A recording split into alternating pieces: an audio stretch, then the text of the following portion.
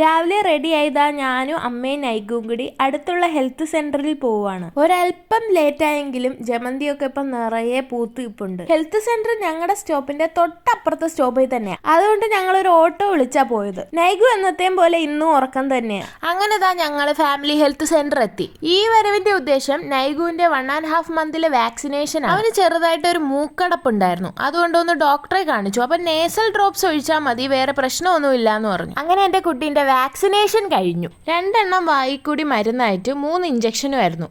OPV, pentavalent, IPV, PCV, rotavirus. ഈ sister എനിക്ക് മുന്നേ പരിചയമുണ്ട്. പിന്നെ പുറകെ നിൽക്കുന്നത് ദേവു. ഞാനും ദേവു ഒന്നിച്ച് നഴ്സിംഗ് പഠിച്ചതാ. ദേവുവാണ് എനിക്ക് ആ സിസ്റ്ററുമായിട്ടുള്ള പഴയ പരിചയം പുതുക്കി തന്നത്. അവളുടെ അവിടുത്തെ തിരക്കൊക്കെ കഴിഞ്ഞിട്ട് ഞങ്ങൾ കുറച്ചു നേരം പഴയതും പുതിയതുമായ കഥകളൊക്കെ പറഞ്ഞിരുന്നതിന് ശേഷമാണ് വീട്ടിൽ വന്നത്. ഈ വാക്സിനേഷൻ എടുത്ത ശേഷമുള്ള കഥകളൊക്കെ കേട്ട് പരിചയം മാത്രമേ എനിക്കുള്ളൂ. ഇതുവരെ അനുഭവിച്ചിട്ടില്ലായിരുന്നു. ഇപ്പൊ അനുഭവിച്ചു. ഇനി വാക്സിനേഷനെ എടുക്കണ്ടെന്ന് തോന്നിപ്പോകുന്ന അവസ്ഥകളിലൂടെയാണ് കടന്നുപോയത്. പക്ഷെ എടുക്കാതിരിക്കാൻ പറ്റില്ലല്ലോ. അവൻ അറിയില്ലല്ലോ കാലനക്കുമ്പോഴാണ് വേദനിക്കുന്നതെന്ന്. പിന്നെ ഞാൻ കാല് പിടിച്ചു വെച്ചിരുന്നാണ് കുറച്ചു നേരം ഉറക്കിയെടുത്തത്.